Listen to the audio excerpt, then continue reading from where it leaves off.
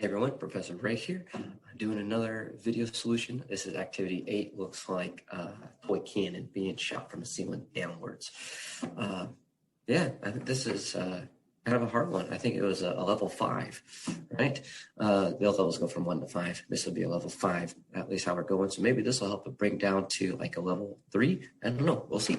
If you like the video, hit that like button in the discussion.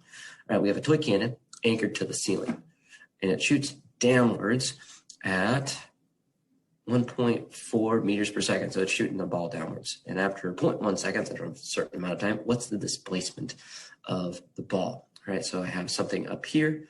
Right. Usually we start at the bottom and we go up. Now we're starting at the top and going down. Right. Only, well, we've done this when something was at rest and fell. Right. Now you're throwing it down. Right. You're spiking the ball. Right. So how do you, well, you don't just drop the ball when you spike it, you throw it down, right? So you have something that is up here. This would be your Y1. This will be our V1Y. And at some time later, we're farther down, right? Hasn't hit the ground. Doesn't say that it hits the ground. So the answer here is not going to be 0.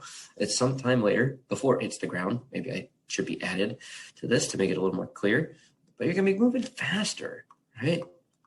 V2Y, because once you let go, after you've let go and that thing has an initial velocity downwards, gravity is going to continue to speed it up, right? What are we trying to solve for? We're trying to solve for that delta Y right here. There's your delta Y. Delta Y. And if we wanted to put in that coordinate axis, I'll put a coordinate axis that says, hey, upwards, this is positive, right? Again, I could say one of these is 0 if I wanted to. I could say Y2 is 0. I could say Y1 is 0. I could not say there's a 0 because all I really know is what's the displacement of the ball, which is delta Y. That's what I'm trying to solve for. So I have my displacement, my positions, and my velocities drawn on my picture as I typically do. What I'll do next, mosey on to draw my graphs.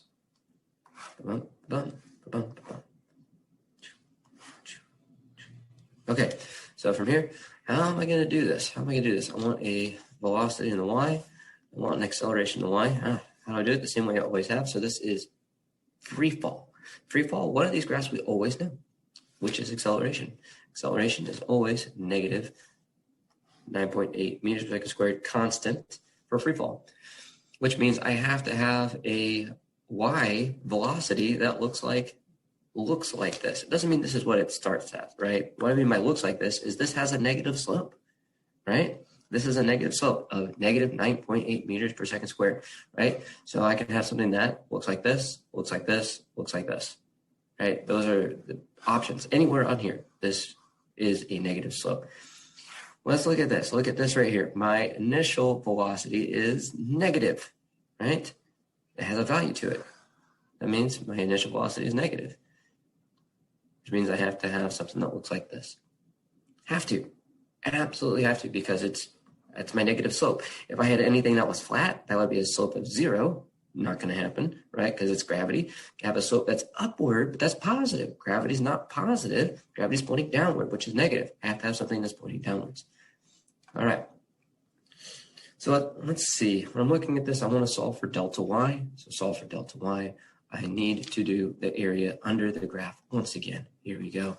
There's one area under the graph right there. I'll call you dub the delta Y1, and I will do something else in a different color. There we go. I will make this one. All right, I just break it down into 2 shapes. There we go. And I dub the delta Y2. Delta Y total. I'll start this. Let's see, where do I want to start this? Maybe I'll start this right here. Delta Y total is equal to delta Y1, which is the green, plus the delta Y2, which is the pretty blue. Delta Y total is what I'm trying to solve for. This is my total. When I do my graph, I have to break it up into 2 pieces, right? Because I have a rectangle and a triangle. Those are the easier 2 pieces to break it into, as opposed to just trying to do it all in one foul swoop. All right, so if I want to calculate my delta Y total, right, delta Y1, let's see, let's get this color, right, is a rectangle of base. Here's my base. This is the time. Aha, I know the time. And this is my height, which is V1Y, right? Right there. That's V1Y. That's the height of this guy. So this will be v1y times t. Wonderful. Plus delta y2. All right. Delta y2 is that pretty blue. There we go. And it's a triangle. So I have 1/2 times the base. The base is still the time, right? Base is the time. The height of this is the delta Vy. It's a change in V.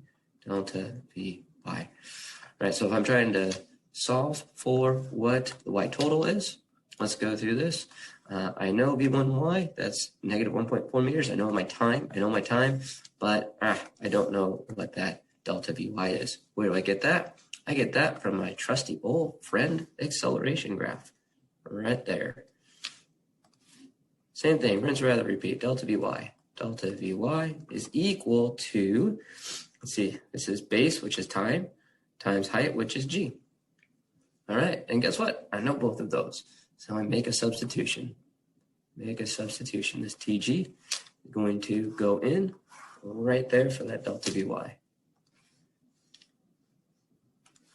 So I get delta y total is equal to V1y times t plus 1/2 t times tg. Do so a little bit of algebra there. Delta y total is equal to V1y times time plus 1/2 gt squared. Wonderful. And I know all those values, right? So once again, I'm trying to solve for that y total. And it turns out that I know V1y, I know t, I know half, I know g, and I know t. Wonderful. I can just plug things in.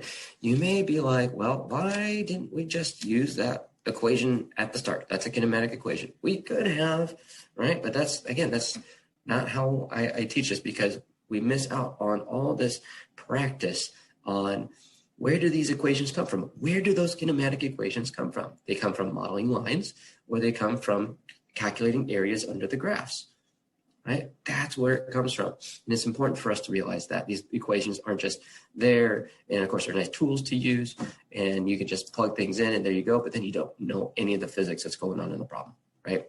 That's why I include the graphs when I'm doing these. Helps so much in terms of clarity of what's going on, at least once you're able to get the hang of it, right? Okay. Yeah, hopefully that was helpful. If you liked it, once again, smash that. Oh, there's no subscribe button, but you can smash the like button.